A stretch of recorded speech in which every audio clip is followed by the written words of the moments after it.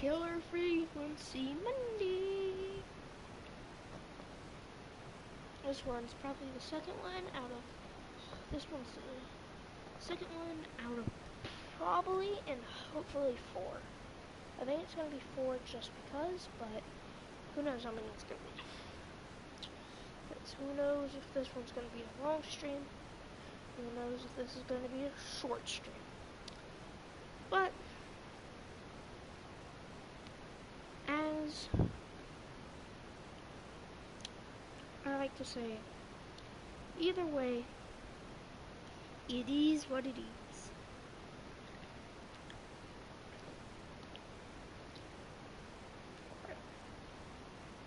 I'm getting the thumbnail posted.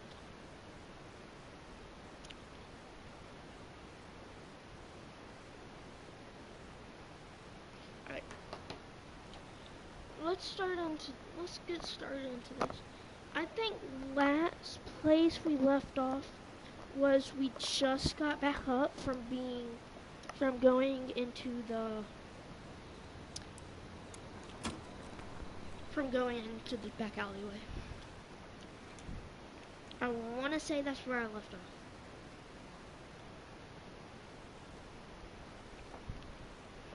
But who knows? Who knows?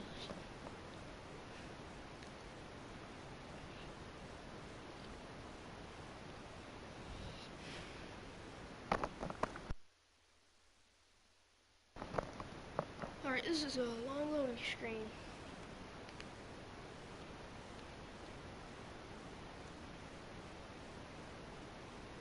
I don't know. This loading screen should get memes about how long it takes more than GTA. Because this takes forever. This is gonna probably take up half of the stream.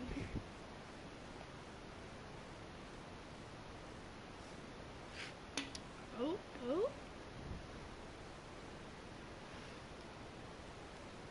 I was like waiting for the DVD thing to hit the corner of the screen. I was like, ooh, ooh, is that it? Is that it?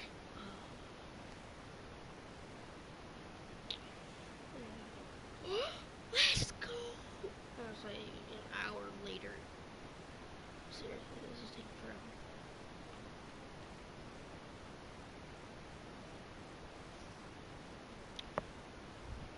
Like, alright, what's up on viewer?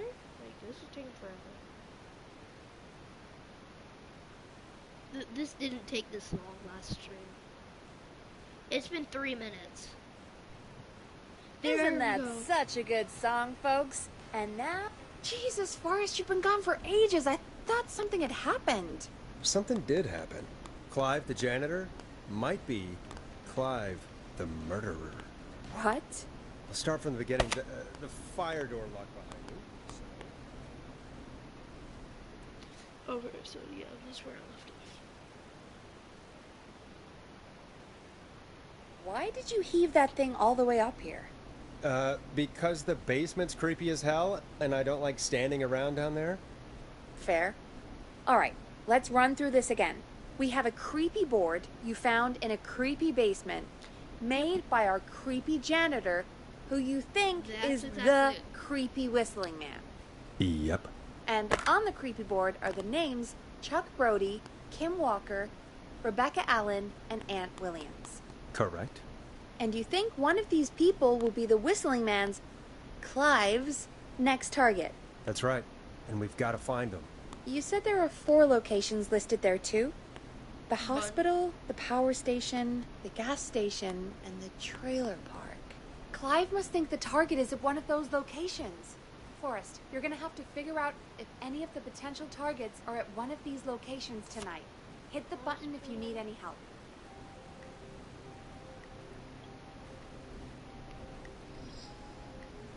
How's it going? It's not going well. I could use some help. Okay, let's review the basics. We need to work out who the next target is. There's 4 locations, right? And 4 people.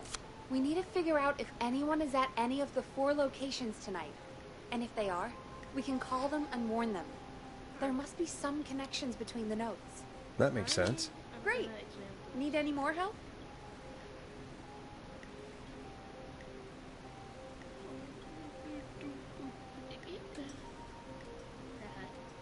Class of 69, let's go. I say, so there's 2 card club. So, this is F. So, this man, Kim, okay. Okay, Kim. Alright, so.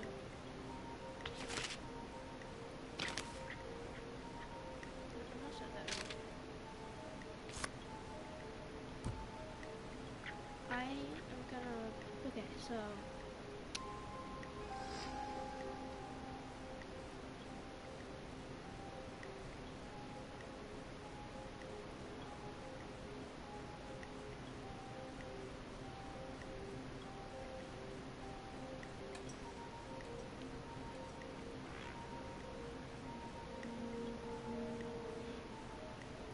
This is do.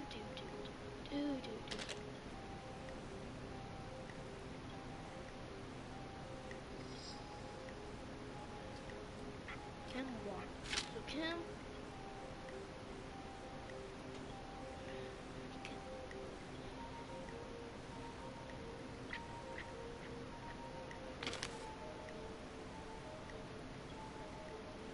Ooh, wait. Are we?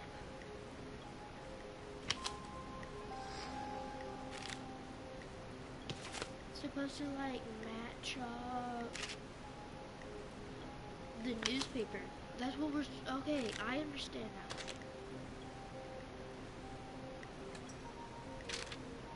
That's what we're doing. Alright. That actually makes it a lot, and I mean a lot easier to understand. Okay. I at least think we're supposed to try to match up.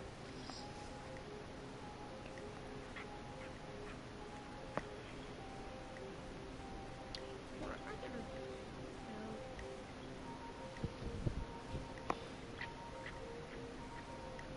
this is hard, actually.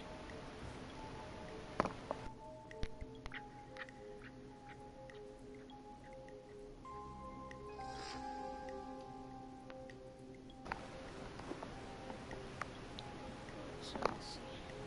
Tyler Wallace. Do we have a title? We don't. Alright, so I can just this gonna be easier.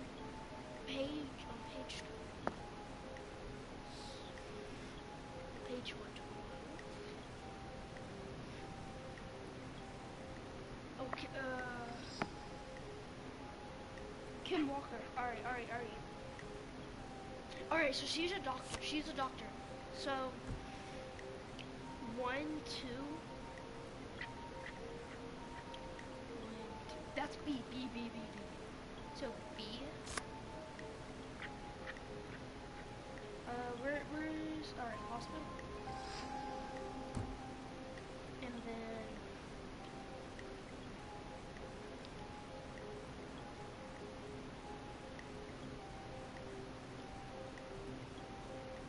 green. But 4. Alright, so 4. Alright, so 2. So I need 2. I need the number 2.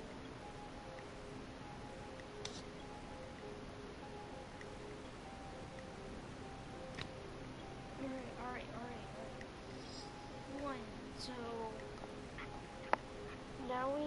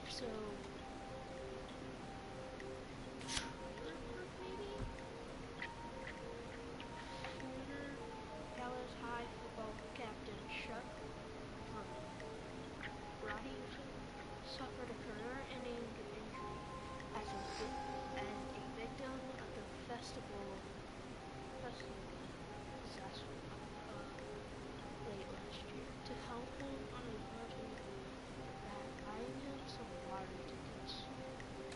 Hopefully it's lucky and he can get all his favorite part attended.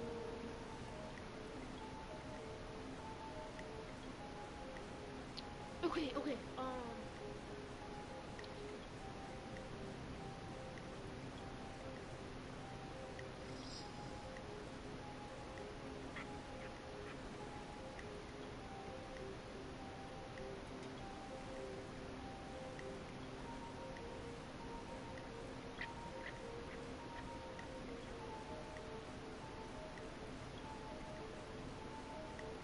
okay,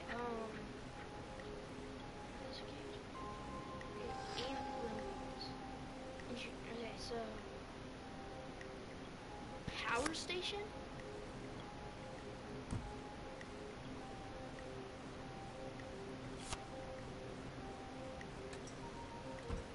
So 4?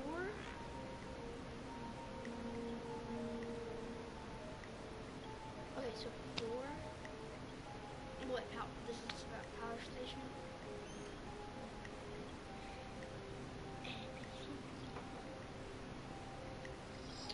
It's kind of, it's not that it's scary. It's that there's a killer, and so pretty much, goes around killing people. And it killed the sheriff, and so pretty much you're having to fill in for 911. Yep. And then I don't know what's gonna happen. That's the thing. I haven't watched any videos except for some people, but you know.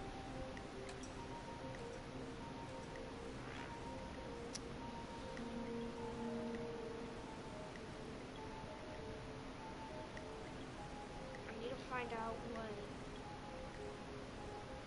this man.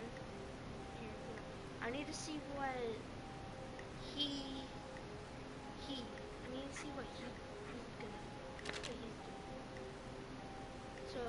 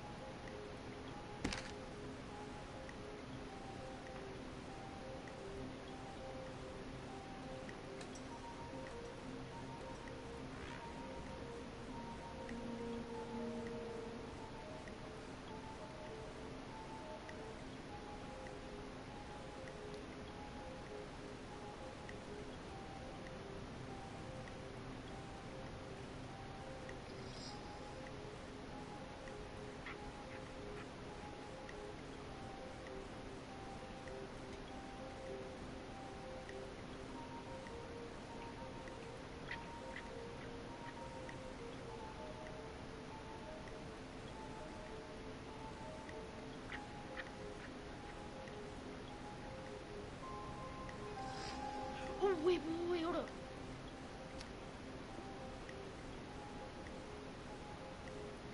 She.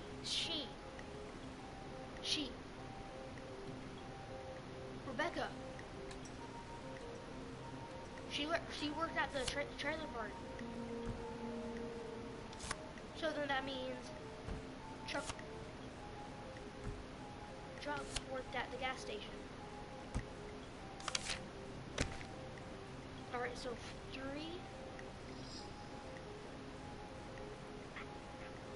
Alright, so 3. Trailer park. Where's the trailer park? Trailer park. No, that's the driving through the trailer park right here. 3. And then, so pretty much, that's number 1. That's number 1.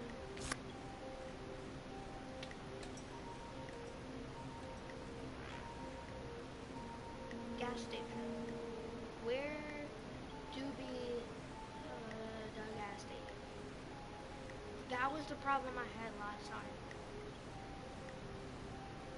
The gas station.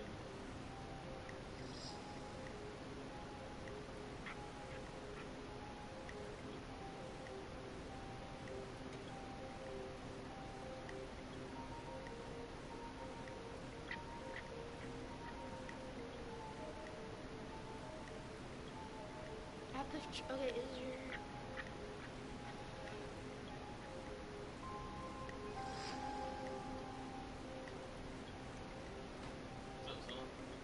So... Okay, what is your... Yeah. Beep beep. Okay, I'll try it.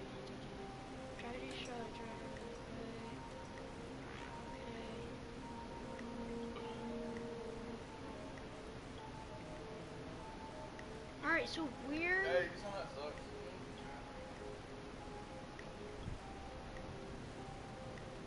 Okay. So... Okay, so...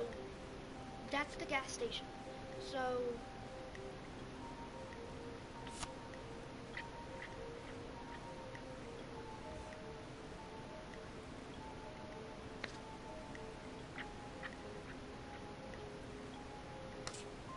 I think I'm ready. I'm good now. Thanks, Peggy. No problem. How's it going? I'm ready, Peggy. Are you sure? We've only got one shot at this. I am 100%. I'm sure. Let's do this. Okay, name first. Who do you think the target is? I'm gonna say... So, number one. We're just gonna go with number one. Chuck Brody. And where will I find them? Gas station.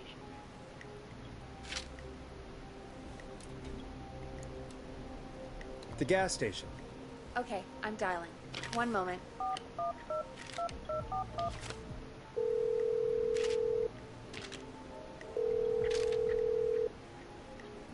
Hello? Chuck Brody! Listen, I know this sounds crazy, but we have reason to believe the Whistling Man is coming for you. You need to get yourself and everyone else out right now. The Whistling Man? Who the hell are you? Who is this?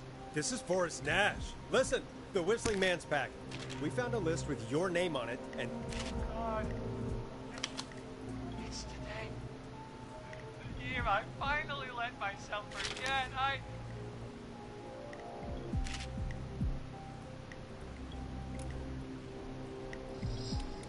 quit talking and run!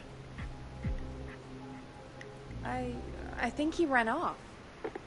Well, fingers crossed that Chuck... Jeez! It sounds like something blew up. He's using bombs now?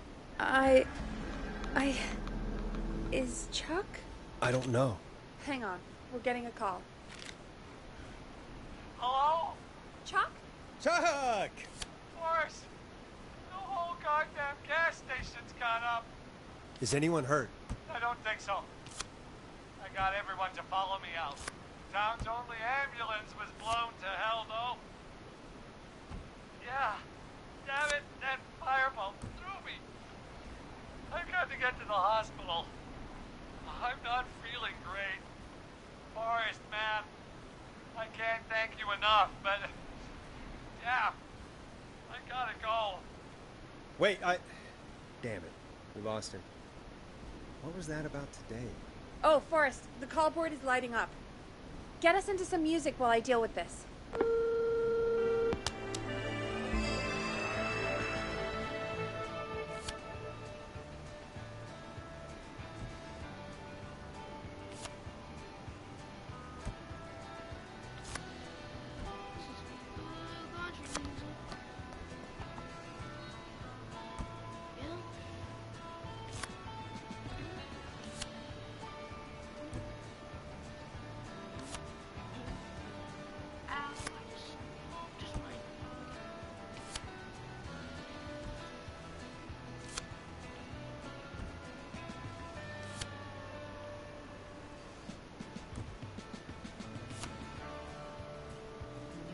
So I saved him. This was legit.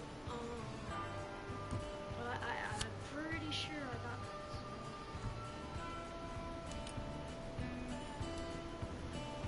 Here's some music while we regroup here on KFAM 189.16, The Stream.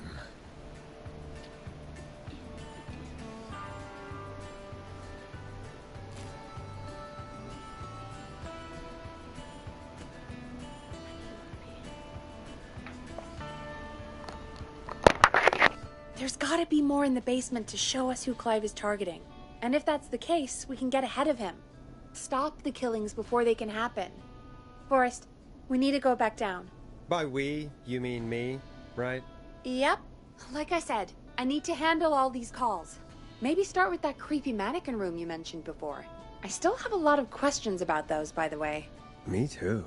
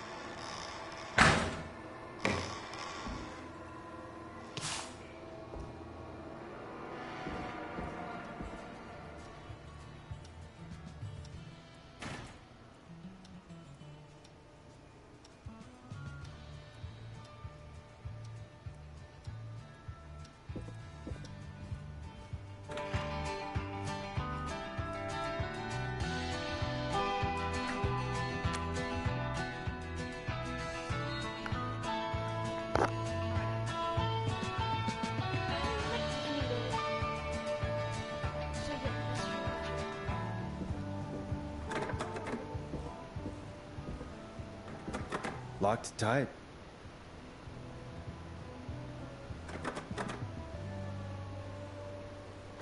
not getting in there tonight.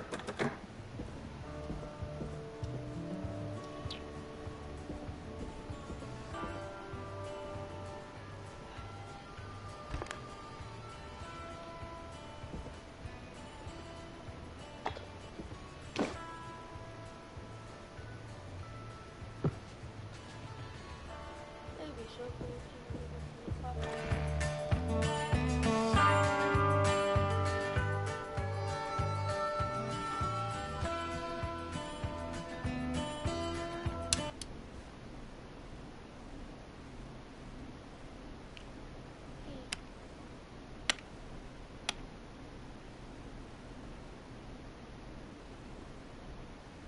I don't know what to do.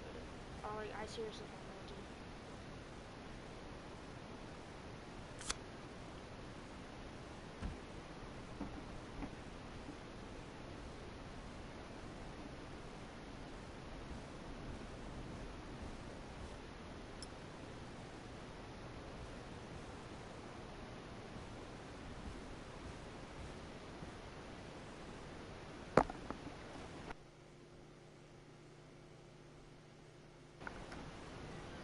I seriously don't know what I'm supposed to do because it just ended. I don't know what they last said for me to go do. So I am kind of stumped. So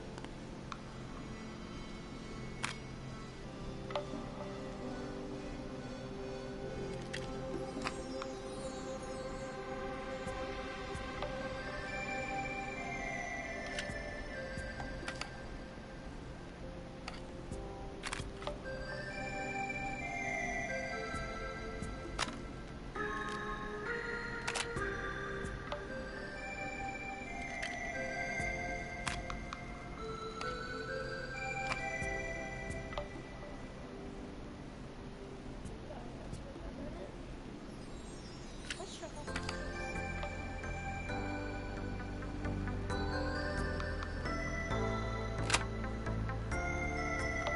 Or try your call again.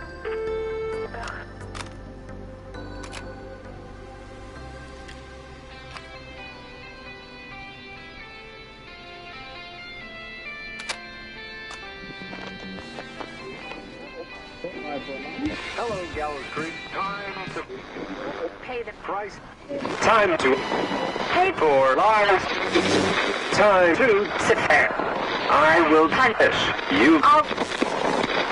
I'm going to enjoy this.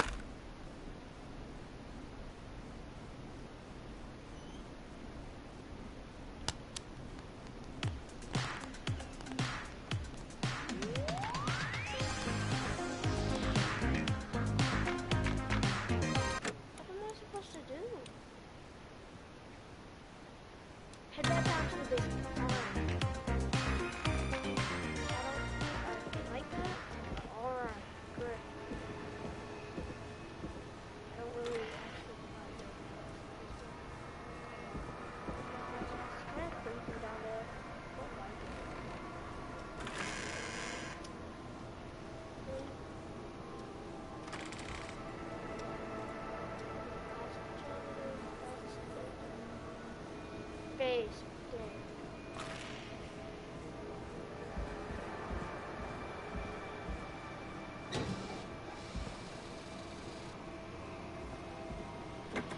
What do you mean? What?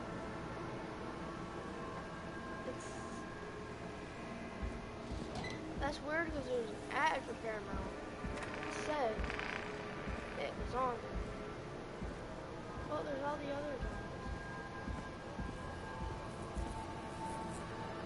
That's weird because there's an ad for Paramount that said, watch Paramount, watch John Ray. A key? Was this always here? I must have missed it when I brought everything upstairs.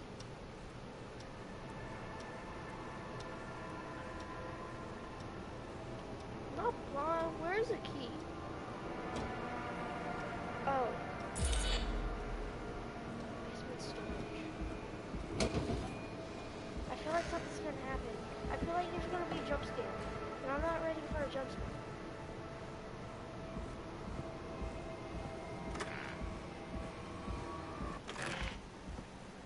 Hey, Forrest!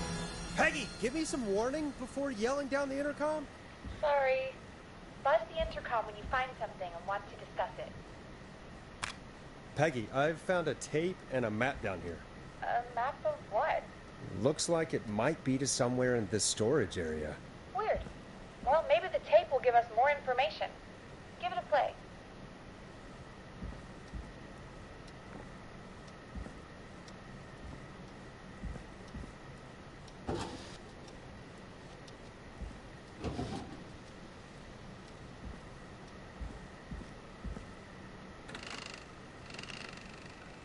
Okay.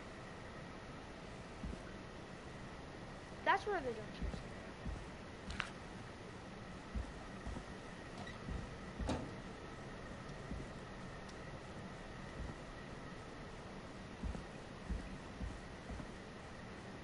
Heck, I could go in here and jump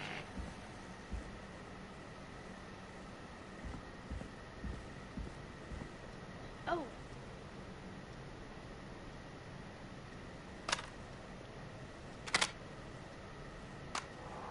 George Barrow, 1968. That's when this all began for me. Follow the maps, find the tapes. I'll be waiting. Wait, George Barrow? We all heard that he drowned after a night out drinking. Was it actually Clive? Has Clive really been the whistling man for that long? He says I need to follow the maps and find the tapes. I guess that's what this map is about. I think we need to see what else is hidden down here. Be careful, Forrest. Do you think you found everything, Forrest? I think there's gotta be more down here. I need to find all the tapes. You think so? How much did Clive hide down there? Well, if there are more tapes, then there must be more maps to follow, right? That seems to be the case. All right, then. Buzz the intercom when you find something and want to discuss it. Keep looking. Buzz the intercom when you found something. Do you think you found everything, Forrest? I think there's gotta be more down here. I need to find all the tapes. You think so? How much did Clive hide down there? Well, if there are more tapes, then there must be more maps to follow, right? That seems to be the case. All right, then. Buzz the intercom when you find something and want to discuss it.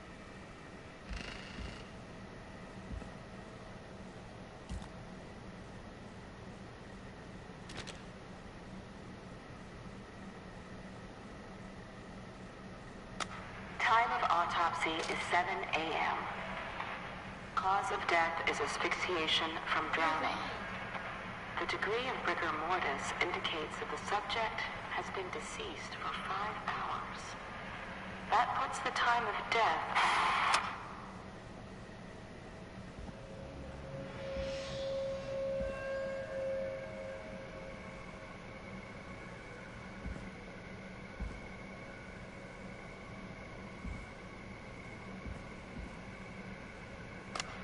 Small lacerations to arms, legs, and face.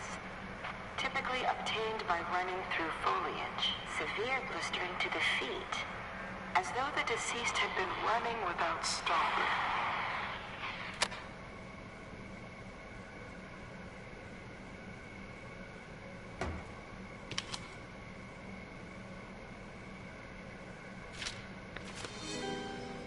This looks useful.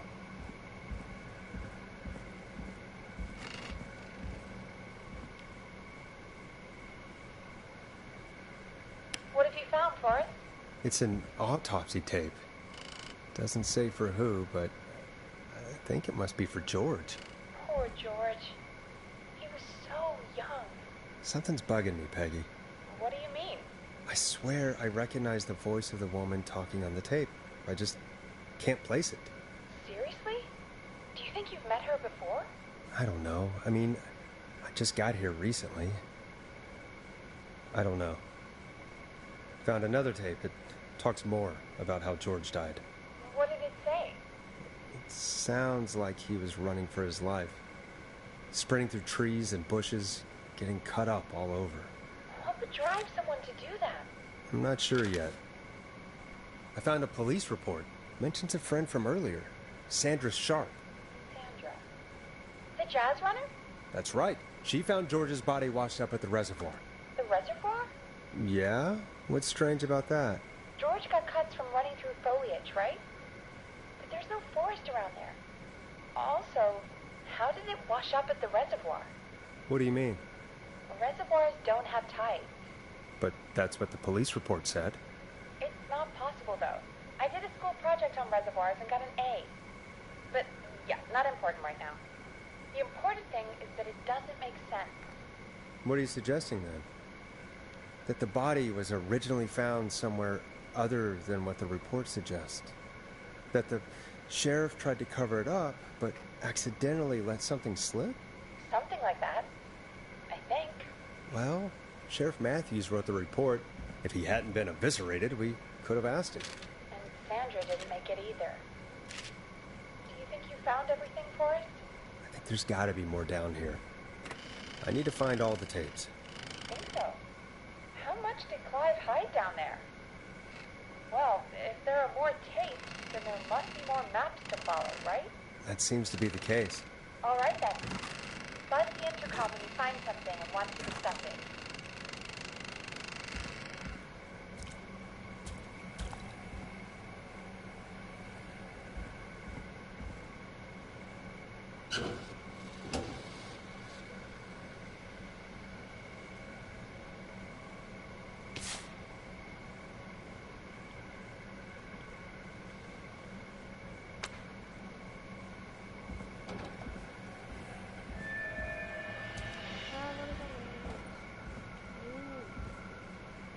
Don't like that noise. It's creepy. I don't like creepy noises.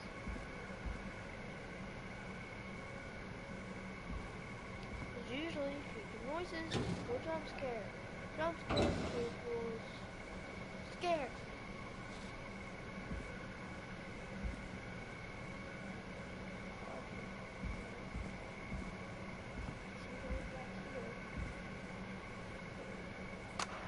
Additionally, there appears to be a post-mortem injury to the arm. It looks like it was trapped in a car door.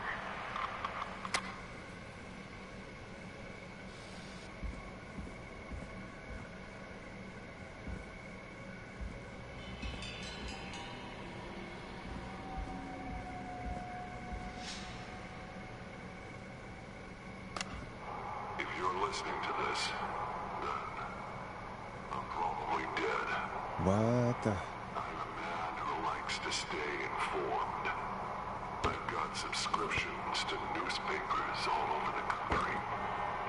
Ooh, A few weeks ago, a new vinyl for my I collection. noticed headlines cropping up in those papers, one after the other. Each headline about a murder. Each murder, the death of someone I knew almost 20 years ago. And each one drawing closer to Gallows Creek.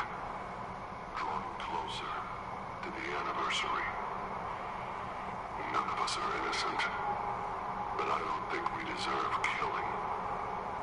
All I hope now is that I can save some folk from the worst that I can. I don't know. Do something to make up for what I did back then, I guess. I didn't kill anyone, mind you, but that's past mattering. Now, there's more I could say that I should say, but my employer made it clear that my family would pay a high price if I ever spoke out.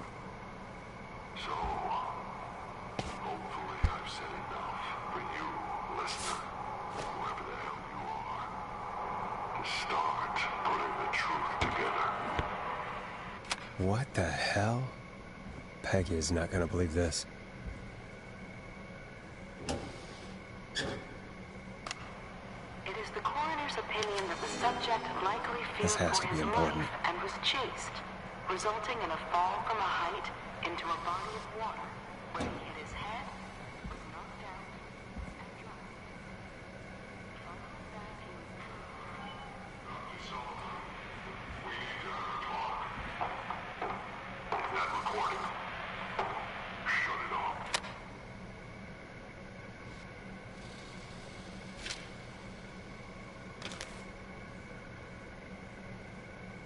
That's it.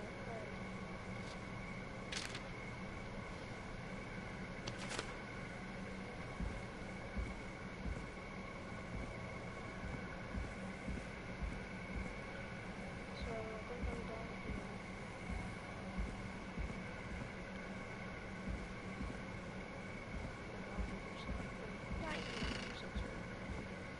What have you found, Forrest? I found a tape that introduces a new detail to the story. Post-mortem injury. Apparently, his arm got caught in a car door. A car door? Yeah, after he died. How do you suppose they can tell? How can they tell? I'm a radio producer, not a coroner. The written report I found doesn't mention it at all. How did his arm get trapped in a car door after he died?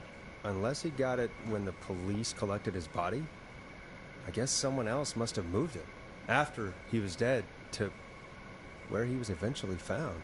But the report, what is going on here? In another tape, the coroner comes to the same conclusion as I did. George was running from something.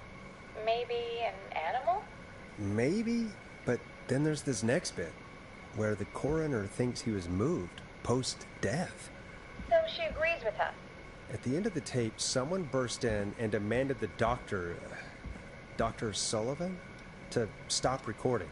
Dr. Sullivan. Wait, Virginia Sullivan? She was her caller from earlier. Well, then our caller was involved in a conspiracy around this boy's death. If only she had made it. Then we might have learned more about what's going on.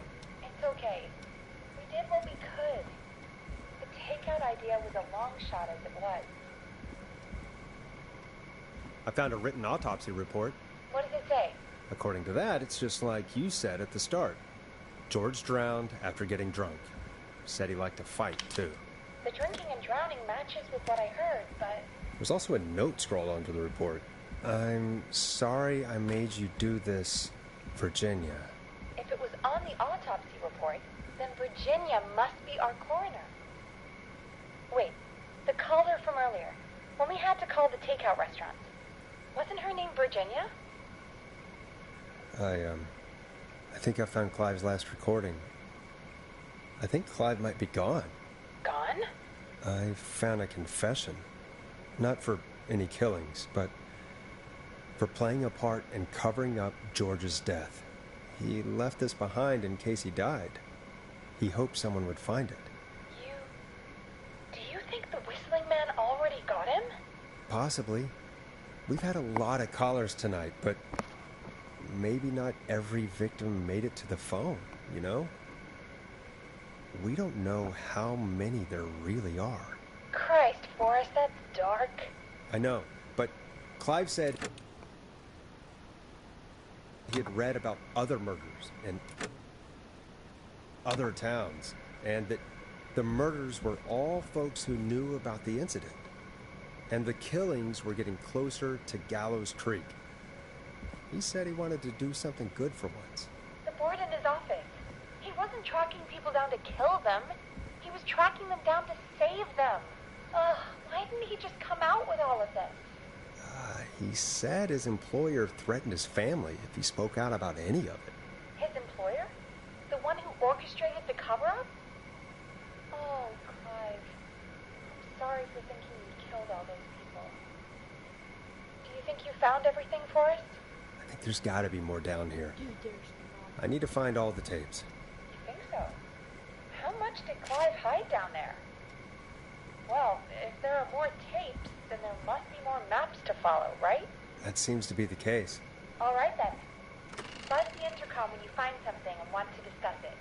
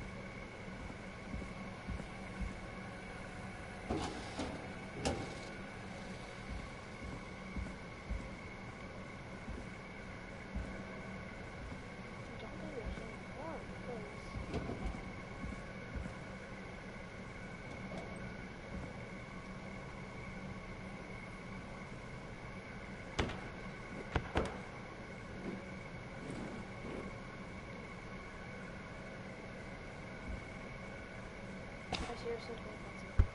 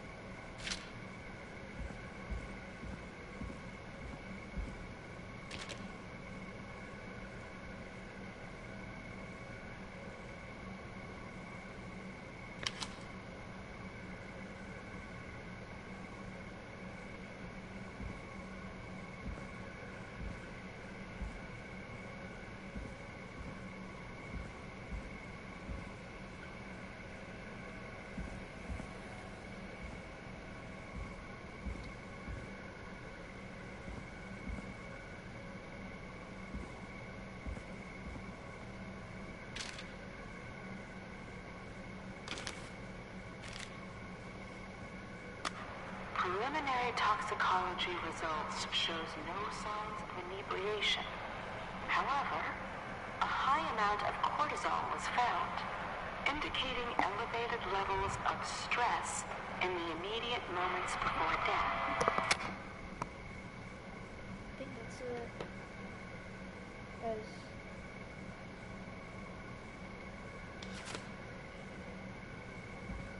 Because then this leads here. This leads.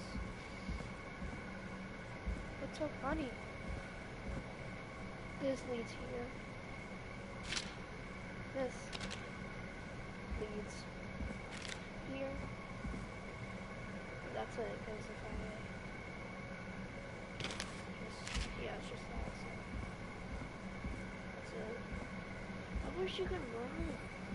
I wish you could run running mechanic. So I feel like the killer was going to run away.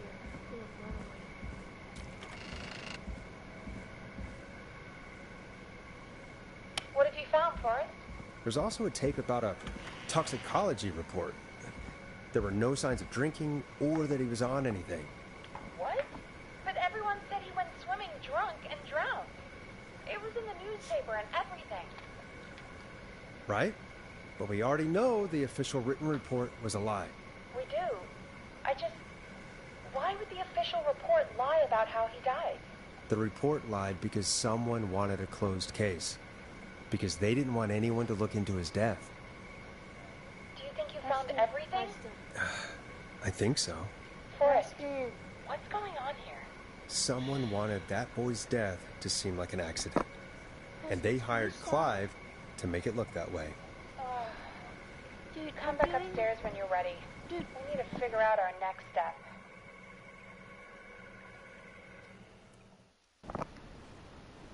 You ran that up on the spot? Thank God you're back, Forrest. I've been running out of stuff to pad our airtime with. Peggy, you work in radio. Forrest, I'm stressed. I mean, really. How are we supposed to keep a show going with all this happening? You just do it. It's your This is our job, Peggy. We gotta do it. You're right. So, what's the plan now? Save people? If only Sandra had made it. We could have talked to her, too. I'm sorry we didn't save her. It's not your fault. That's what I said. Looks like we've got a call coming in. My knees hurt.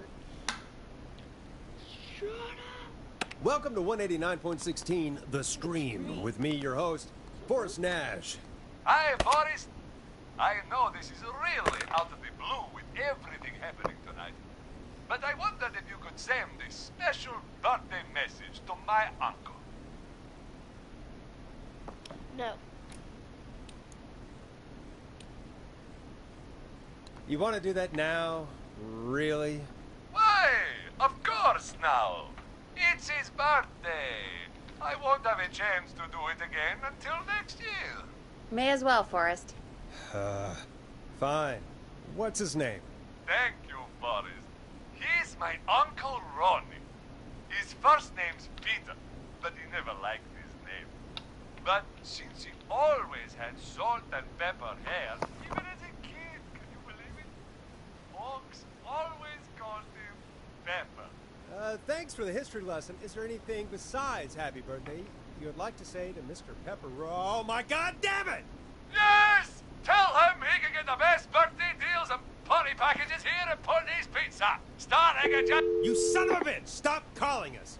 God damn it, Peggy, this is your fault. My fault? I said I didn't want to do it. Don't blame me because Brian Ponte can't control himself. Don't worry. We've already got another caller on the line. Just Cody. pick it up, okay? Bang. This is What's up, 189.16 The Scream. I'm Forrest Nash. Me? You're on the air, caller. So fool?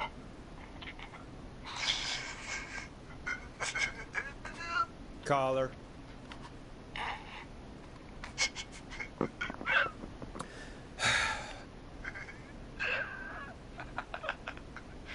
Ponte. Ponte's Pizza always delivers. Come rain or sleet or whistling man, we'll be there. Shut up.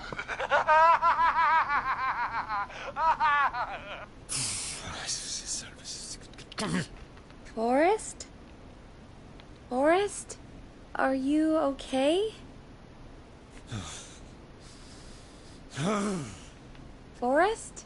I hope the whistling man gets him with his own pizza slicer.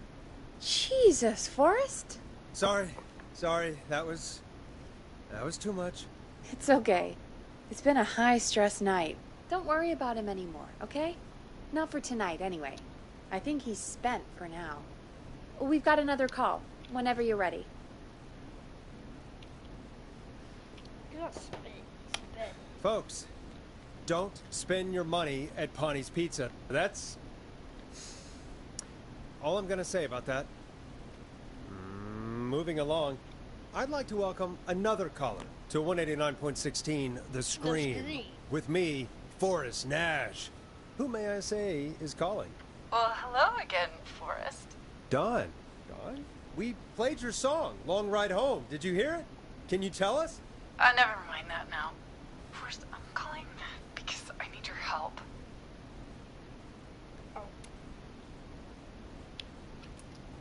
Are you in danger? I sure am. Do you mean... Yes, he's after me now. you? I think so. He must have heard me on the radio helping you. Right. Okay. Tell us everything. I was out following a lead, trying to work out who would be next, after Chuck. And what happened? And I started to feel like I was being followed.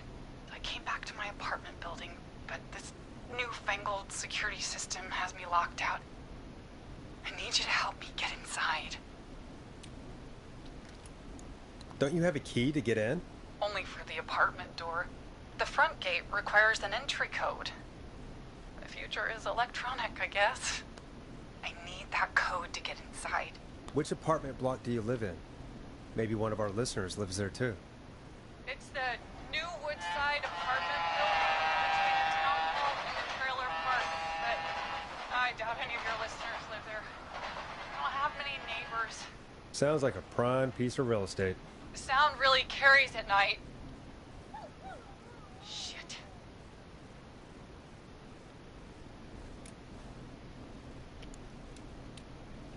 Sounds like a noisy part of town. It is. Boy, I wish he'd muzzle that thing and... Oh. And now he's blasting David Scopo out of his window. This night can't get any... The whistling man. He's coming down the street. I don't think he's seen me yet. Forrest, please. I need your help. I need the code for that security system, or I'm gonna die.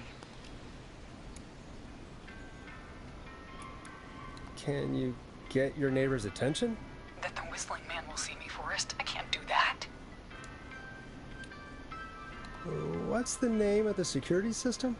There's a sticker on the box. It says Starling Security 4000. There's a keypad, and it looks like it wants a 6-digit number.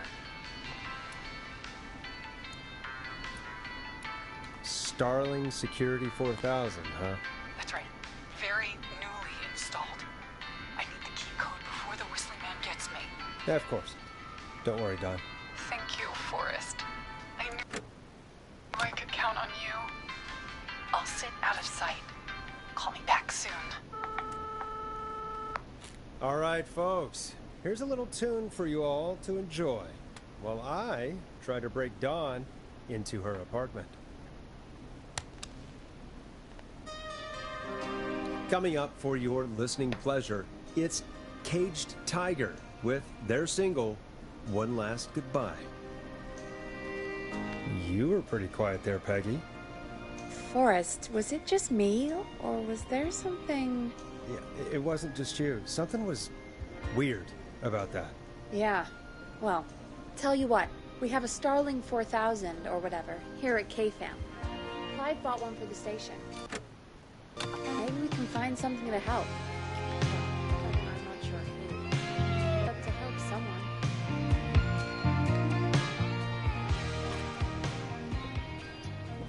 Okay, so she's locked out of the Woodside Apartments, and somewhere Clive probably has the papers for the Starling 4000.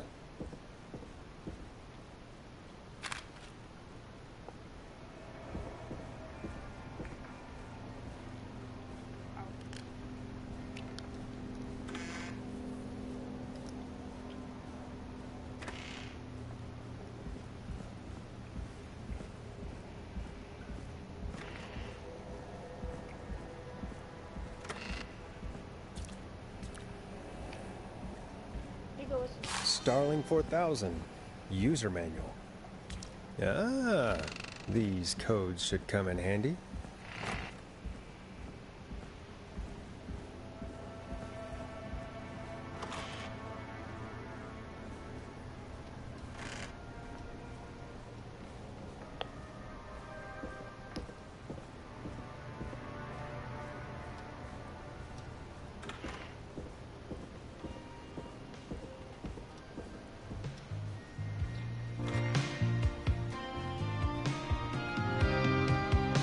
back, Forrest. Find anything? The Starling 4000 security manual. It's got a bunch of codes. Good. And did you find anything else? Nothing except the manual. All right. Well, I'll get Dom back on the line then, Forrest. I'll let you take it from here. Thanks, Peggy. When you're ready, shut the music off.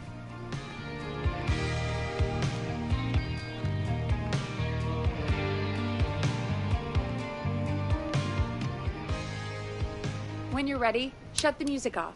Line 1, whenever you're ready. Don, are you there? This is Forrest Nash from 189.16, The Stream. Oh, thank God you're back. I'm so afraid. What's the code to the gate?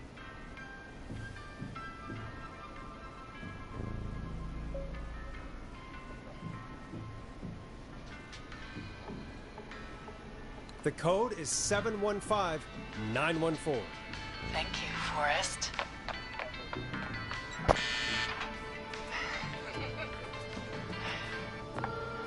No.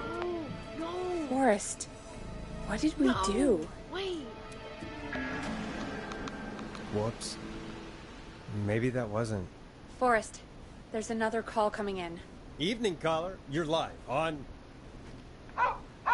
Forrest! The psycho's somewhere in the roller rink, dude. I just saw a shadow. God damn, how do you even get in? You've got to help me, man. Forrest. Maxine, no! Come back. I can't find my rifle, man. I don't want to hurt anybody, but I can't let anything happen to... Maxie! Maxie! Oh. Why did they kill? Alright. Oh my God. Maxie! You didn't do anything wrong!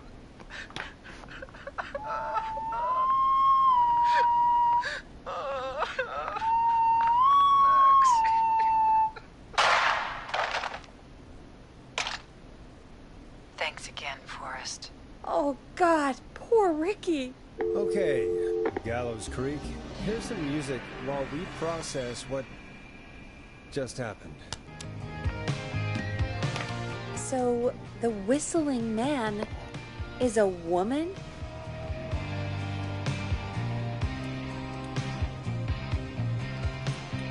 I know. I can't believe it. She called up. You spoke to her multiple times. Why? Why kill the dog? Why?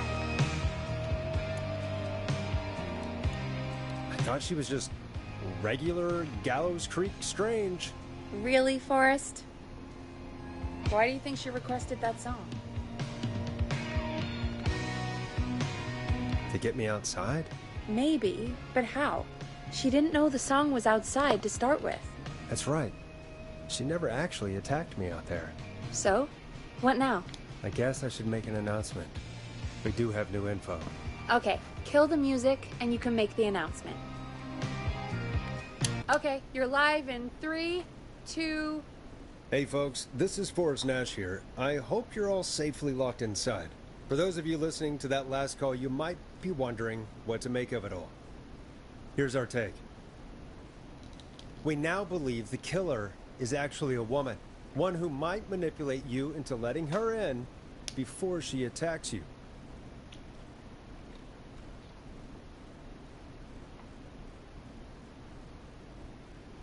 We're neighbors. Look out for each other and stay safe. The killer was calling themselves Dawn. This could be a fake name. If anyone needs help or you have info on the killer, please call in. You folks have my new number, right? It's 911. Hopefully, our next caller can help shed some light on our killer. Hey, we had a call come in. Okay, folks, time to take a call. This is Forrest Nash, and you're listening. Please help me. My name is Casey Moore. I'm at 25 Nancy Drive. My best friend's been stabbed. He's bleeding everywhere.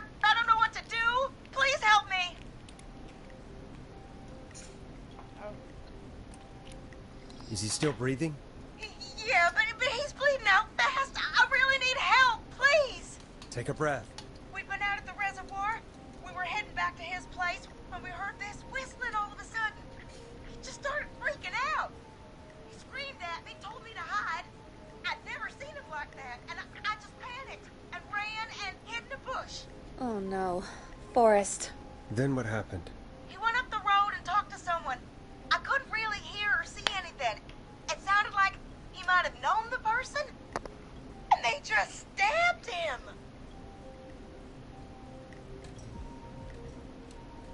Casey, was he talking to a woman? I don't know. They had a mask and wore all black. That's all I know. Please, we need help here. I'll get you help, but I need to know. Where did the masked person go? They left. They left him to bleed out.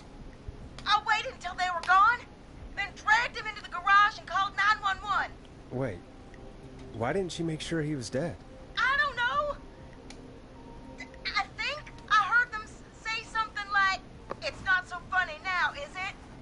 Before they left, but please, he needs to get to the hospital.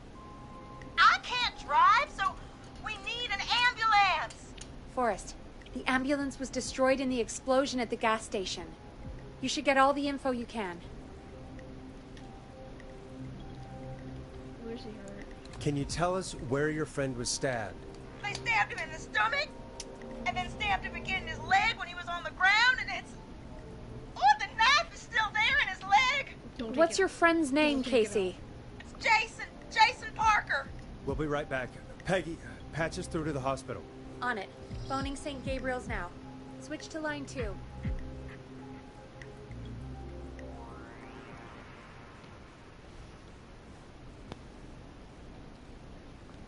Hello, St. Gabriel's Hospital. How can I help you? Hi, this is Forrest Nash from 189.16. We have a stab victim at 25 Nancy Drive named Jason Parker. He's been stabbed in the stomach and the leg. He's bleeding heavily. Oh, God, I'm sorry. But the ambulance is... well, you know. I know, but please, we need something or he's going to die. Forrest, listen, you're going to have to get him here. We need to see him, and we can't get there ourselves right now. We don't have any way to drive him right now. And even if we did, he's bleeding out fast. All right, listen. We need to buy him time to get here. That means stopping the blood first, and then finding someone to stabilize him. To stabilize him, you really need someone with first aid training. Do either of you have any? No. Me neither. Damn it. I'm really sorry about this, but I have other patients who can't wait. All I can do is talk you through the procedure as quick as I can, and then leave the rest to you. You think you can handle that? We don't really have much choice. Hit me. Okay, from the top. If he's bleeding out, then you need to get him comfortable and try to stem the bleeding. Lay him down. Apply continuous pressure directly to the affected areas. When the bleeding slows, get a clean cloth of some kind and hold it over the wounds. Get them comfortable. Apply pressure. Clean cloths when slowed. Got it, I think. You said he was stabbed, right? If the object he was stabbed with is still in him, don't take it out. It's stopping the worst of the bleeding right now. If anything, you should secure it so it stays where it is. I wouldn't have thought of that. It makes sense, though. I did. God, that was a lot of info. But I think we can handle this. Glad you got it so far, because there's more to go.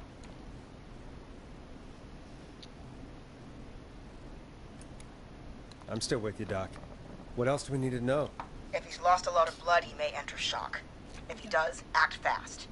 If you applied a cloth and it's bleeding through, don't remove it. Just apply another on top of it. If it's safe, elevate his legs to get blood circulating to his vital organs. Try to keep him warm. Get him to rest and reassure him. We need the patient to stay calm. All right, don't replace bandages. Elevate his legs. Keep him warm and calm. This is a lot. I'm really sorry.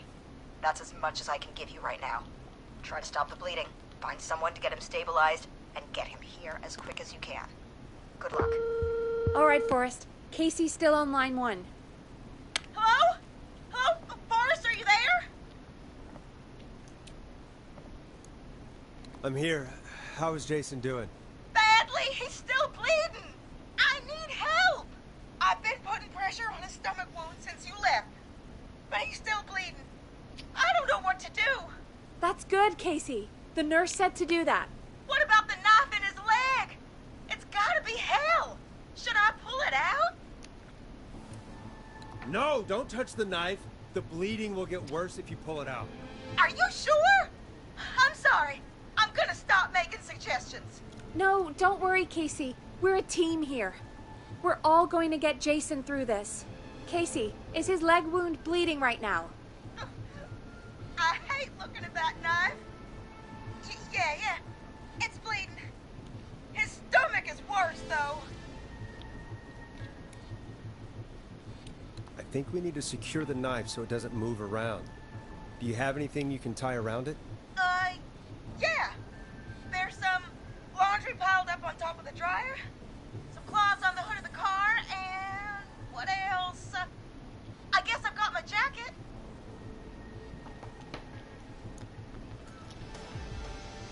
Take the cleaning rags and hold them over the wound. I really hope these are clean. Here we go.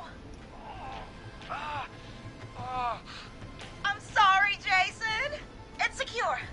I'm putting pressure on his stomach again. I'm starting to think we might make it. Forrest, can I have a word? Casey, I'm gonna have a quick word with Peggy. Keep putting that pressure on and let us know when the bleeding is under control. You're doing great. But what if something happens? We'll still be here. Just shout if you need anything, and we'll be there. I promise. Okay. I'll wait. Jason, please be okay. What's up, Peggy? We can't stay on the line with her all night. Dawn is still out there. What if other people need us? You're right. She's probably on her way to her next target right now. Exactly. And you heard the nurse. We need someone there with training who can stabilize him. He's got to get to the hospital somehow. She said there was a car there. I know she doesn't know how to drive, but we may not have a choice. Forrest, that's a terrible idea. Never mind hurting Jason. She might get herself or someone else killed. Don't suppose you have any ideas then? I might. A little before you started working here, KFAM did a mandatory first aid training course. Me and Karen missed it because we were away on a producer getaway. You skipped it, didn't you? Never mind. So, how does KFAM's first aid course help us?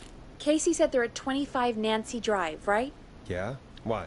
They put up a bunch of cheap houses around there about 10 years ago. So a bunch of people here at the station live around there. Do you think any of them could help Casey and Jason? Probably, but I don't know who lives there.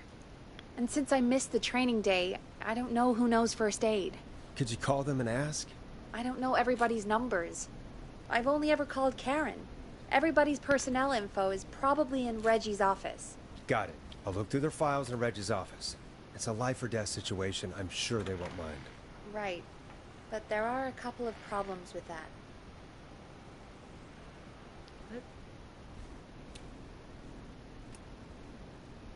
Go on. It's sensitive information, so Reggie probably locked it in his safe. Great.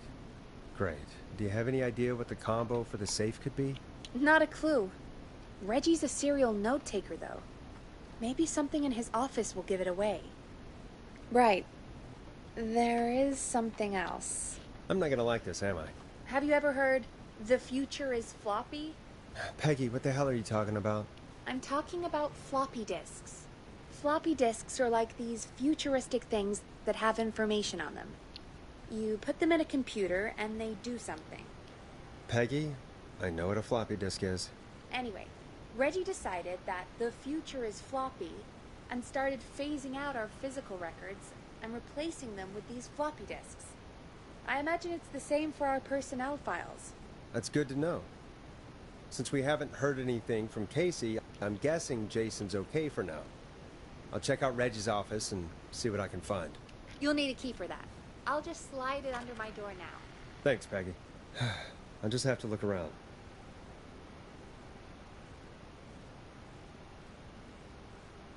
Good.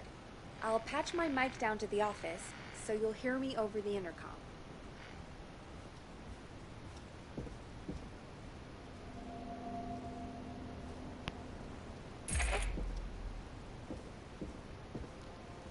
That's not opening.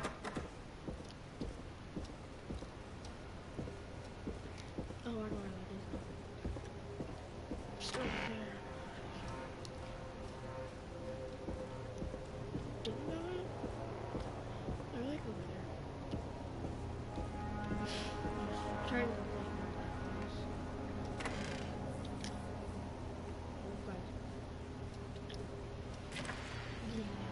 Looks like I need a 4-digit code.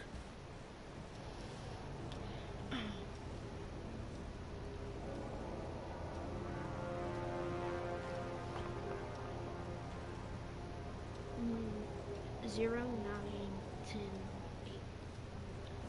I mean, 10, 0.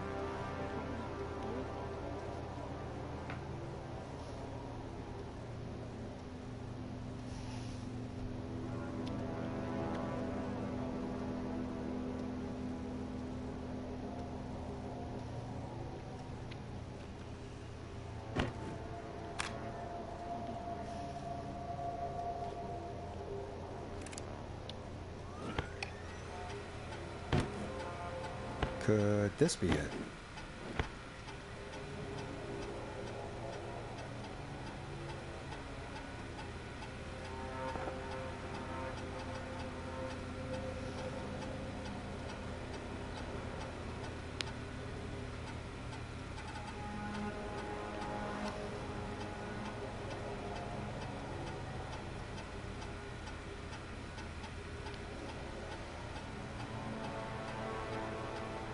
Okay.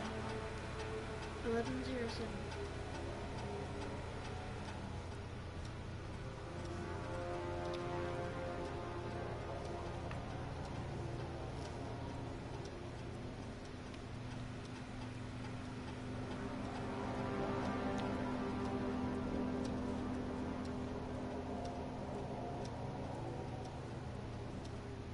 Alright. Yep.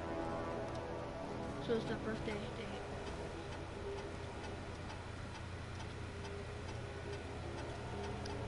0, 9, 10.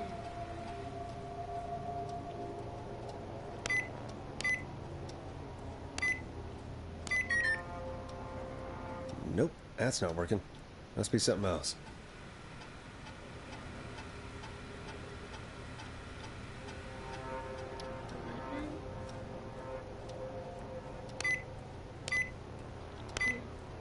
Nice.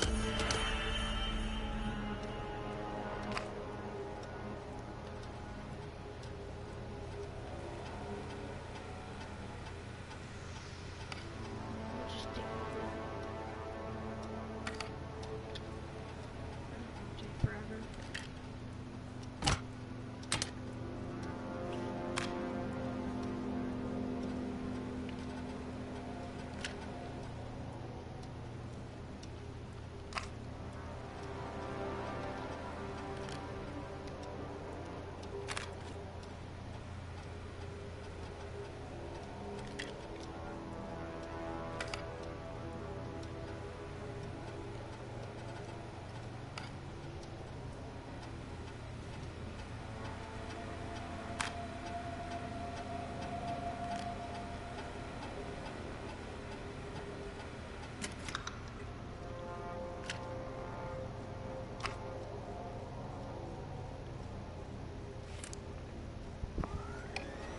Hey, Peggy.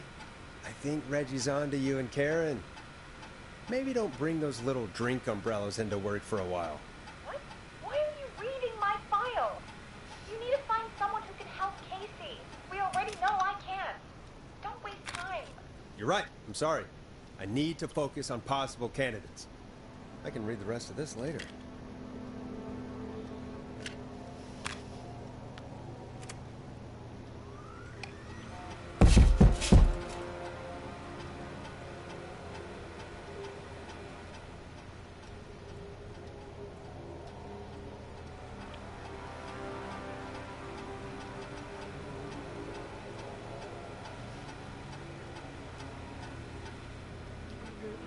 Seriously? Gonna let that go forever?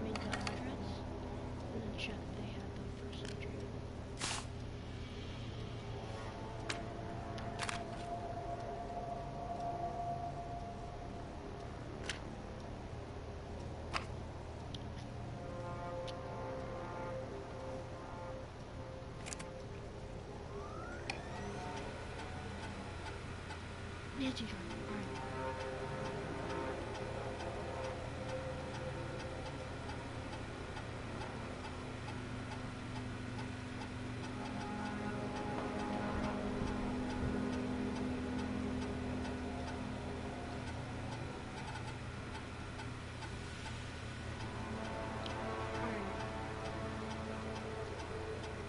Hold on to John's, because that is a possible consent for Madden.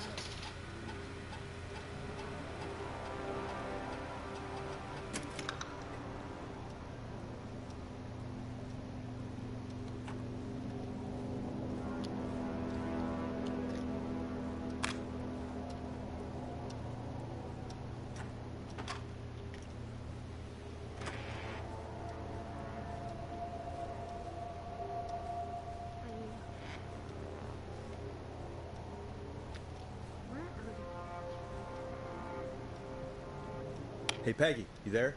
Yeah, I'm here. Did you find what we need? I think I know who our best bet is to help Casey and Jason. All right, good work. Who should I... Hello? Is anybody there?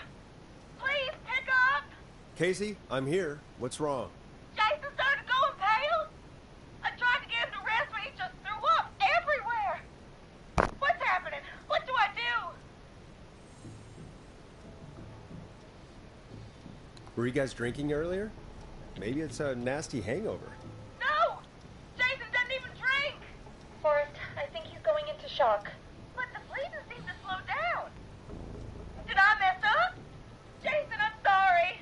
Casey, calm down. You've done everything right. I need you to listen to me, okay? For Jason. What did the nurse say to do about shock?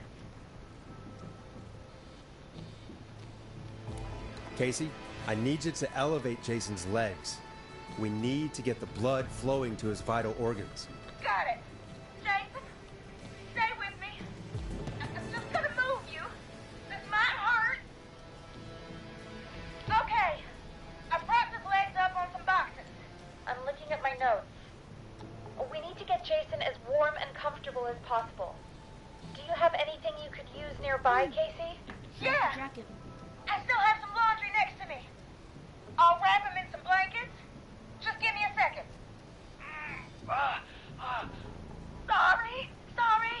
Jason's bleeding through his bandages. Should I get him new ones? Or... Oh, God. Don't remove the bandage. Apply another one on top of it. Do you still have something you can use? I've used the rest of the laundry to keep him warm, so... I'll use my jacket. I can always get a new one. I'll fix his bandage and get him warm. Hold on, please.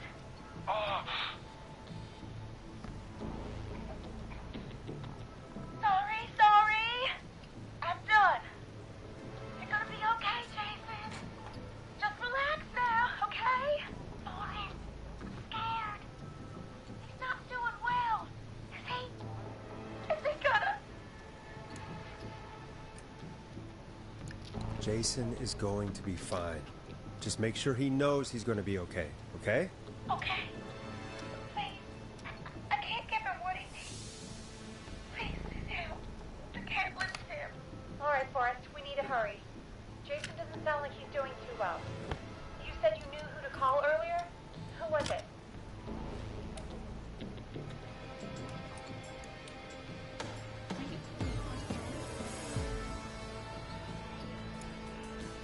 We need to call John Hedges. He lives on Nancy Drive. He didn't really participate in the first aid training, but he's a former war medic. He's probably the most trained person we have. Really? I never really spoke to him before. A war medic, huh? Yeah, and according to Reggie's notes, John keeps all of his old equipment at his house. He's something of a hoarder. All right. What's his number? 5420735. Calling now. Let's hope he picks... Who the hell is this calling me? What time is it? John, it's Forrest Nash here at KFAM. We have an emergency and we need your help. Forrest? If this is a work emergency, then it can wait until the goddamn morning. Just leave me a note like everybody else. John, no, this is a medical emergency. A man has been stabbed by the Whistling Man, or... Never mind. He's badly hurt, and he's going to die unless we get someone to him now. The Whistling Man? What kind of joke is this? John, we're not kidding. A man is gonna die if we don't help him right now. Seriously? I haven't been called on for over 10 years. Where's the patient?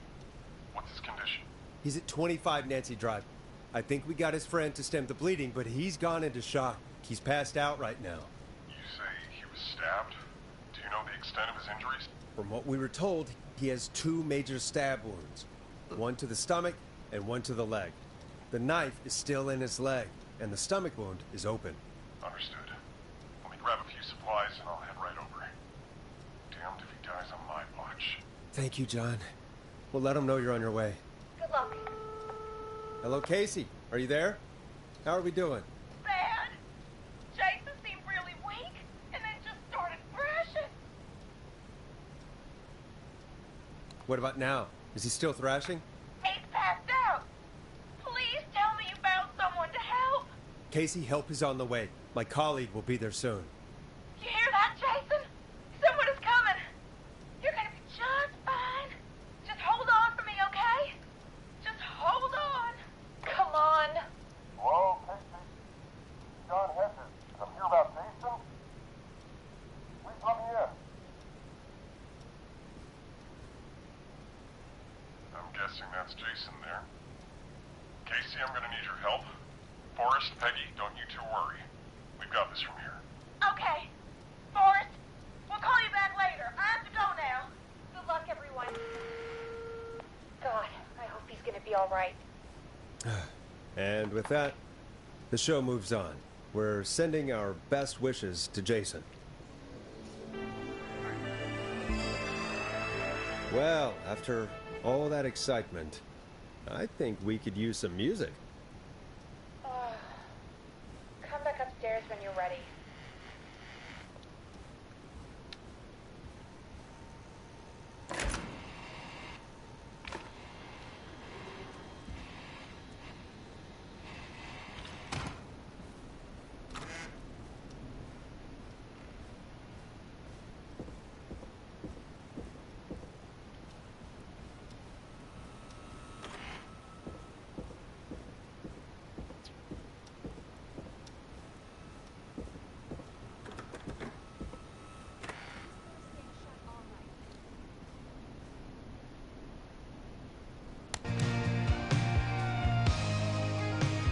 Here comes one of my favorites. It's getting pretty late. This might be your last break for the night, so try to enjoy it. Give me a buzz when you want to go back on air.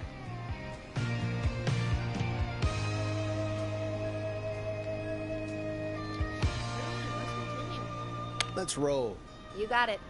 We've got another call coming through, too. Okay, Forrest, shut the music off.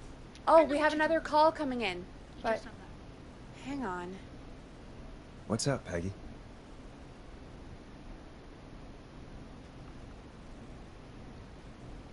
Peggy? You're gonna want to take this call off the air. Who is it? Just do it. All right, folks, it's time for another track. Here's one to help you sit back and relax. We'll be right back after this. I hope this is good news, Peggy. Who have we got? Find out for yourself on line 1. Hello? Forrest, I'm glad I got back through to you. Sounds like it's been a busy night, huh? Surprise! It's Leslie, our 911 operator, leading the charge from Henderson to come save us. It's so good to hear from you. Are you okay? We're doing okay. Sarah and I are both happy to be headed back home. We're happy to have you too. Wait, Sarah? Oh, yeah, I mean Deputy Martinez. Anyway, we got back into radio range a little while ago. Been listening in, but haven't been able to get through it till now. Ever since you found Sheriff Matthews, it's only gotten worse. It's been a long night. Well, it shouldn't be too much longer now. I'm glad I got through to you. I wanted to let you all know what's going on. I made it to Henderson. Turns out somebody had cut the phone lines, and they had no idea what was happening. After I told them, well, their sheriff sent a goddamn squad back with me to stop this. That's great news. That's crazy about the phone lines, though. Do you think the Whistling Man cut them? I'm guessing so. I don't know how the Whistling Man did it. But that doesn't matter right now. Listen, we're coming in hot, but we need your help. I know Gallows Creek isn't a big town, but if we don't know where the Whistling Man is, we can't get him. Her. That's where you come in.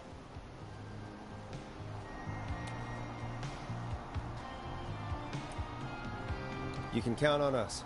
What do you need? It might be a long shot, but here goes. The Whistling Man already called up a few times. I bet she calls again.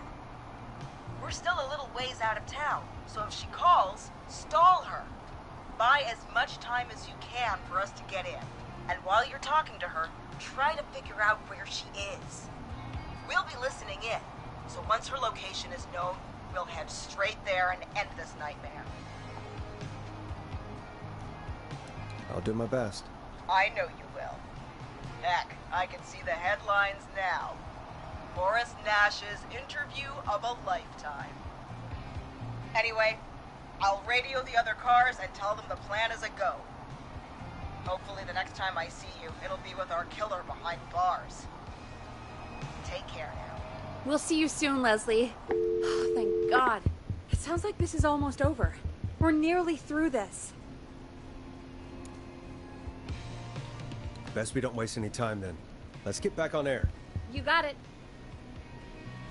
Time to turn the music off. Bringing you back live now. Welcome back to The Scream with me, Forrest Nash. The line is lit up, but before I get to our next caller, I just want to say things are looking up. It's almost over. But for now, let's bring in our next caller. Evening, caller. This is Forrest Nash. Hello, Forrest. This is John Hedges. I'm here with Casey. I wanted to give you an update on Jason. John! Is he gonna be okay? He's a fighter. He'll be fine. We've got him stabilized and resting in a bed. We're preparing to move him to the hospital. Thank you so much. If you hadn't been there, then... God, I don't even want to think about what would have happened. Of course, Casey. We're just happy he's okay. John, Casey, you two did all the work. Tell Jason to get well soon from us, whenever he's up for it. Well, why don't you tell him yourself? Is this Forrest? Jason! We meet at last. It's good to hear you, Jason. How are you? Oh, well, you know. I've got a hole in my stomach, and there's a knife in my leg, but John gave me something to take the edge off. So, I might feel even better than either of you. Oh. Take it easy until you get to St. Gabriel's. I will. But, before that, I needed to call you. I'm guessing the Whistling Man is still out there? Yep. As far as we know, anyway. I was worried you'd say that. God damn it. Actually, I'm glad you called. I wanted to talk to you about what happened earlier. Go for it. Casey said when you were attacked, your assailant said something like, "It's not so funny now." Do you know what they meant? I do. And I've heard that voice every day in my head for almost 20 years. Every day? Does the killer live in Gallows Creek? No. Not exactly. Hey, guys, I'm really sorry, but there's a call on the other line. I just need to make sure we don't have another situation brewing. You fill Jason in on what happened. I'll be right back. Forrest, have you ever heard of somebody called George Barrow? The boy who drowned? Sounds like everything's finally coming out now. It's been tough to hold it all in. Sounds like you've been holding back about something awful, Jason. I'm part of the reason my best friend is dead, Forrest. And the few who knew about it said if I ever said anything, I'd find myself in jail. For a long time. It was hell. And then the town just moved on. Like he'd never existed.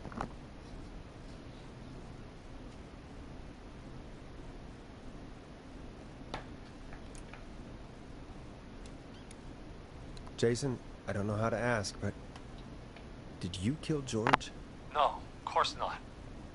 But that prank did, so I may as well have.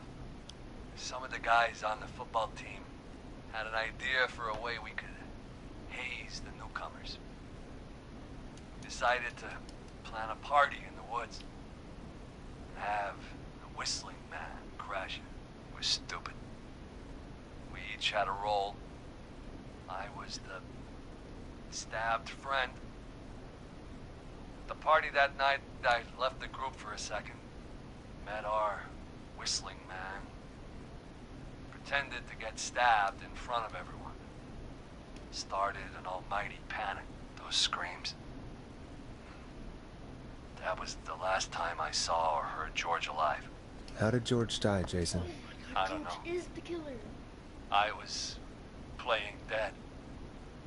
But when I heard her scream... Her? Yeah. George's girl. Do you remember who she was? Yeah. He called her Bean. I heard her again tonight, Forrest. Her name was... What? What happened? Are we still on air?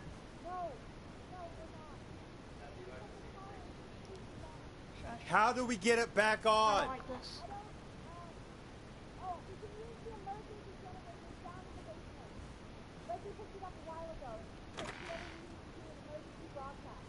An emergency broadcast?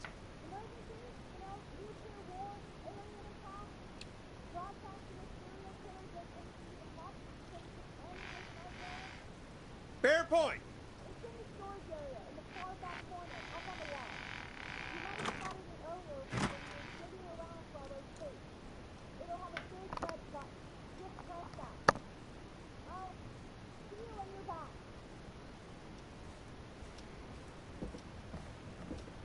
Well, this is what I got.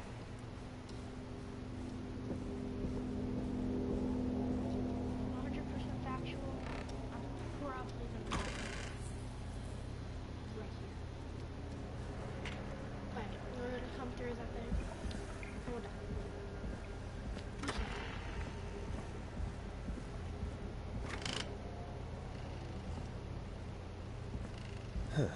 Far back corner. Why is this station so big?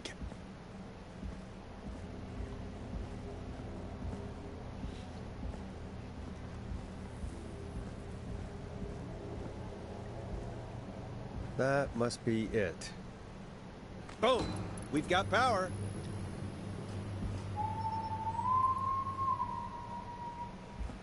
The whistling man. I need to warn Peggy.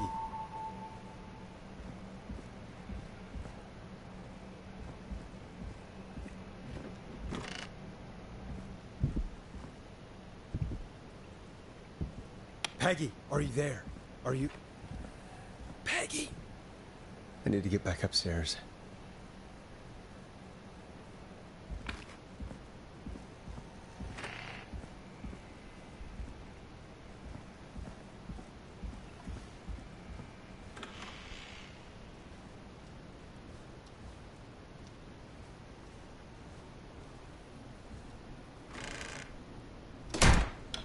What the hell?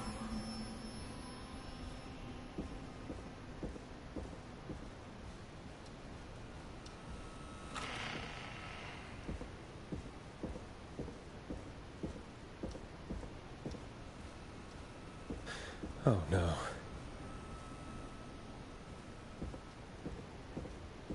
Locked tight. What? Why is it locked? What? Why is it locked?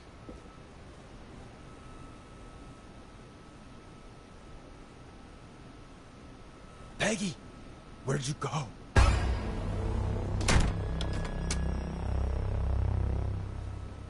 No way. This can't be happening.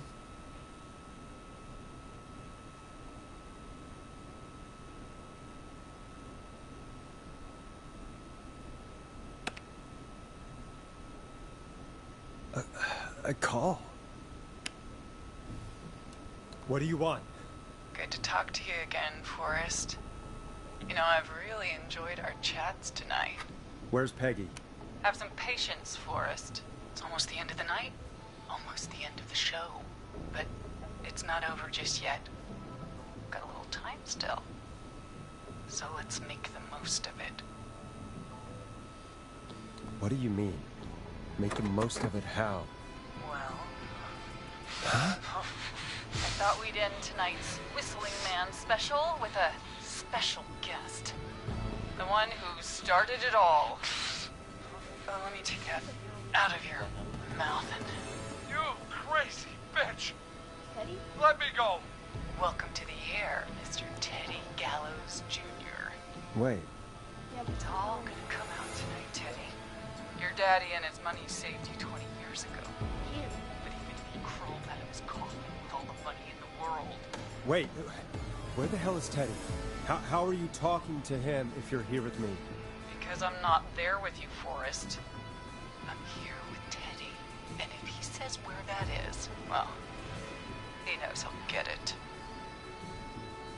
I can see you. You're standing right in front of me. Oh, I get it. You're wondering who's there at the station. You. Forrest Nash, let me introduce you and all of Gallows Creek to my boy, Henry Barrow. Your son? You mean you... Wait, that he... Yes, Forrest. He and I have a son. There were 2 whistling men tonight. Of course. That explains how you were always able to get around town so quickly. Hang on. Did you say Barrow? Then are you? Let me just get this mask off. Damn uncomfortable thing. No wonder Mooney went crazy wearing this. There we go. Marie Campbell? George's old girl. Oh, well, it sure has been years since I last saw. Oh, God damn it. Where are you going with all of this? Everyone's gonna know now what Teddy did. He killed George that night. This night. 20 years ago. Listen to me. You... You're gonna talk when I talk to you. And not a moment before. Meanwhile, Forrest, I'm gonna give you the chance to talk. You're gonna help me reveal what really happened to George all those years ago.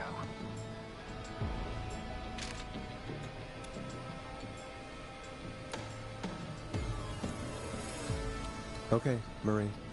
I'll do it. Good. Then let's talk about the night George was murdered.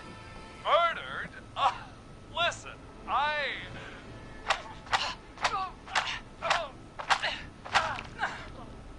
I said you speak when you're spoken to. Now, I know you've done some good work tonight, piecing together what happened to George 20 years ago, and that's why I want you to interview us.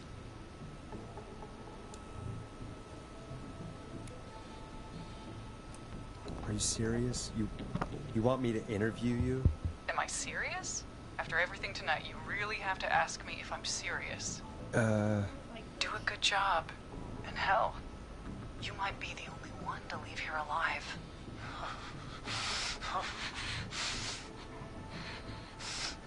I need to drag this out. If I can buy Leslie time to get back to Gallows Creek, and if I can find out where Marie is, then this can end. Teddy, we'll start with you. Just, talk me through what happened that night. How did it start? how would I know? It was 20 years ago.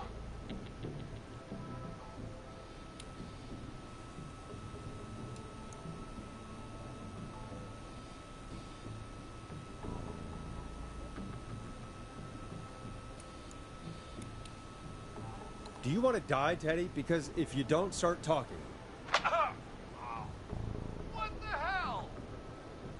God damn it. Okay. Our first team party was coming up.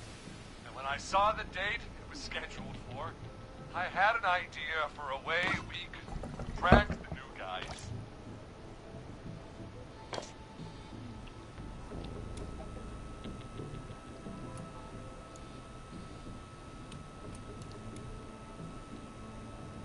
What made that night special? That was the night Mooney went missing. We couldn't pass it up. I was just surprised. No one had ever thought to do it before. Wait. You mean this was the first whistling night? Keep talking, Teddy. We went up near Whistling Point. God, who was there? Me, Jason, and George, of course. But George didn't come alone. He brought Marie. night, we put the prank into action. We looked up at the trees and saw Jason there, bloody, like he'd just been stabbed. And the whistling man, screaming. George and I and Ricky, we got left behind. Wait. Ricky was there? Roller Ricky? He was. And he was in on the whole thing.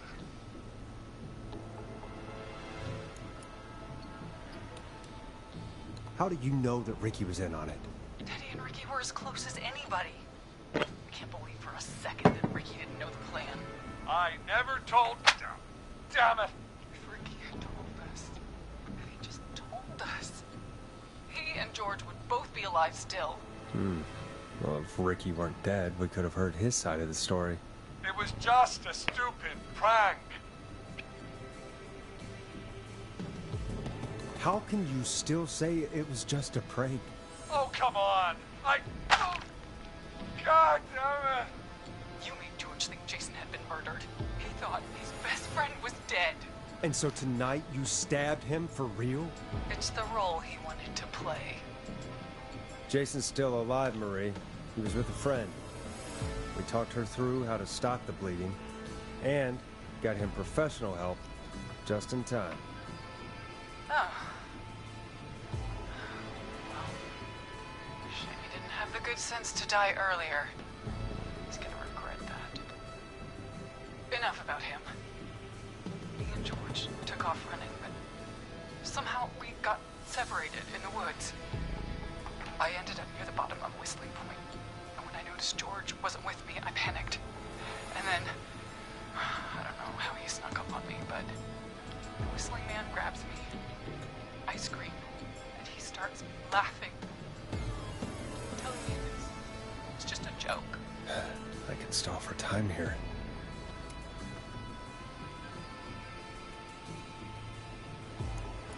How did you feel in that moment? I felt like nothing was real. I felt small and confused and...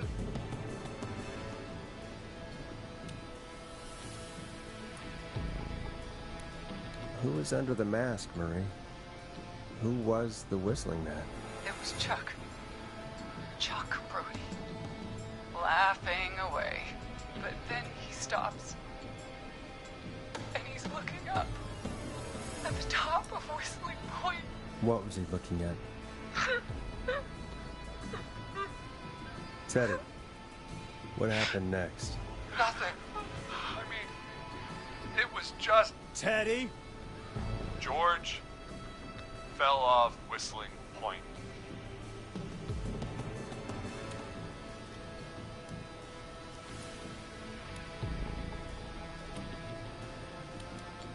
Where were you when it happened? You pushed him. You were up there. You were dressed as the Whistling Man, too, and... I didn't push him, God damn it! I just chased him up there, and he kept backing up. When I saw he was about to go over, I reached out. That's what you saw. You liar! It's not my fault. He didn't know it was a joke. If he'd had any brains, he would have realized. Ugh. You bitch. No one's going to believe this. After all you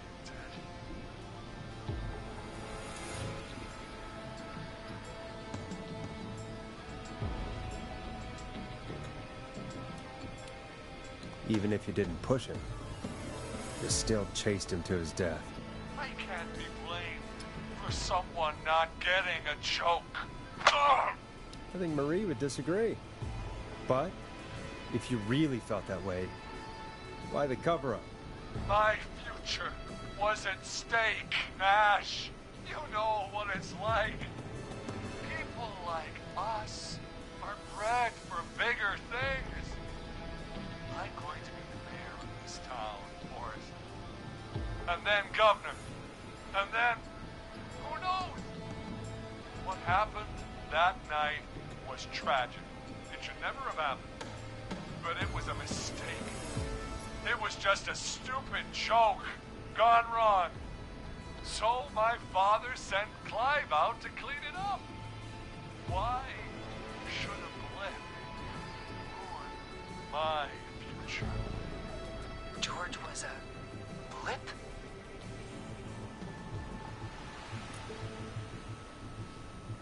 He wasn't a blip, Marie. His father covered it up from there. I searched for George's body all night, but... You never found his body, Marie? I looked all night. Jogger found him the next morning, washed up on the river.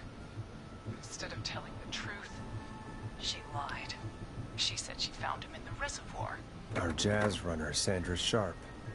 Guess we'll never learn why she lied now. Everyone was in on it, Forrest. Even the coroner wrote a fake report. Said George was drinking. That he just got himself into trouble. And... I saw. I'm sorry. If Dr. Sullivan had survived, then maybe... There's no excuse for what she did, Forrest. I did my part. I tried everything I could think of. I even went to the newspaper, but no. That coward killed the story. But Maurice Russell is dead now.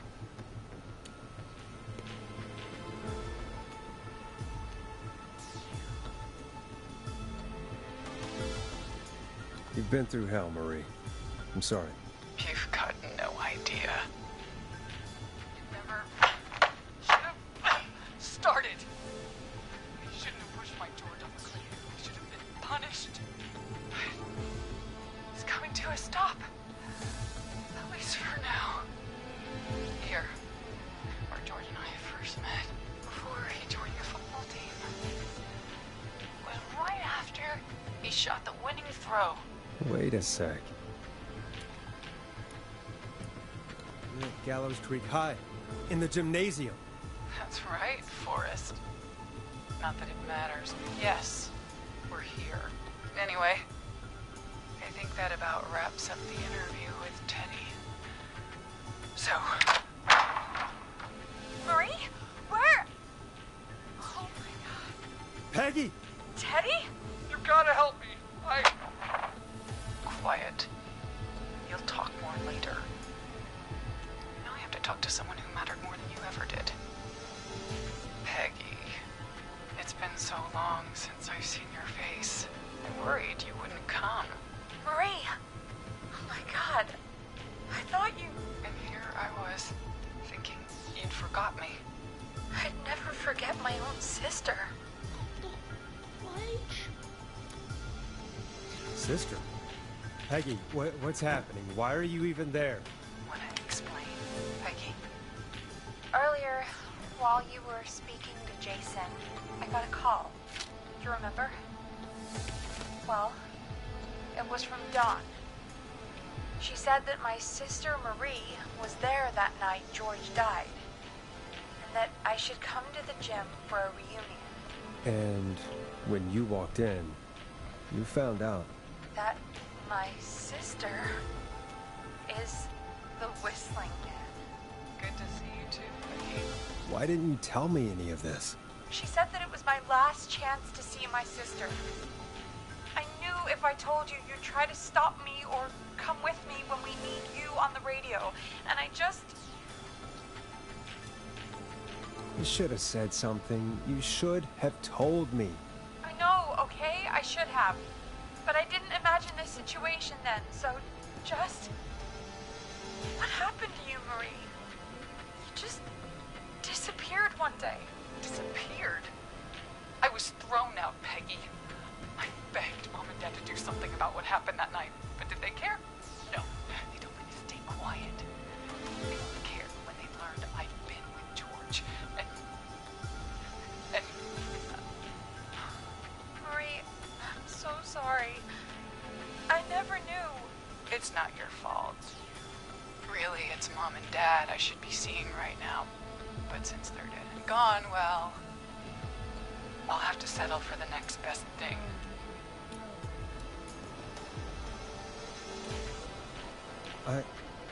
Wait. Is that why you went after that kid in the maze? Eugene Stein? Because his parents? That's right. Eugene's parents were there that night, too. They got themselves killed in a bus accident. our child was left. Marie, please. Mom and Dad are gone, Peggy. Besides, you forgot me. Just like the rest. You forgot. Marie, Peggy never forgot about you. Keep your mouth shut. She kept a card from you. She kept it here on her desk. What card? The card you made me for my 8th birthday. What does it say then? Happy birthday, Peg. Now you're great and 8. Love, M.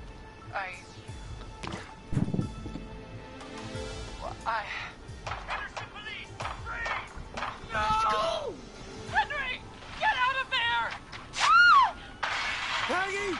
We have 2 wounded, and we're in pursuit of the suspect. Henderson police! Freeze! Forrest! Leslie, how's Peggy? She's been cut pretty bad, but we're here now. I'll be okay. God, Marie! Hey, Zara! I need you to look after Peggy. She needs help. Now. We got here just in the nick of time. Where's Marie? She bolted right as we got here. The police are right on her heels. It won't be long now. It's over, Forrest. Well, folks, it was a long night, but we made it through together. I'm gonna head off to go check on Peggy. This has been Forrest Nash.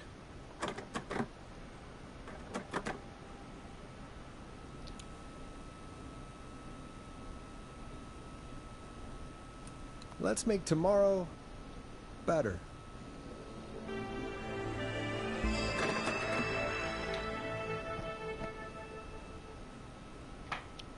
Man, the Myth, the Legend. That is a fun game. I need to play it. I'm guessing that's a good ending. I need to play it and I need to get the bad ending.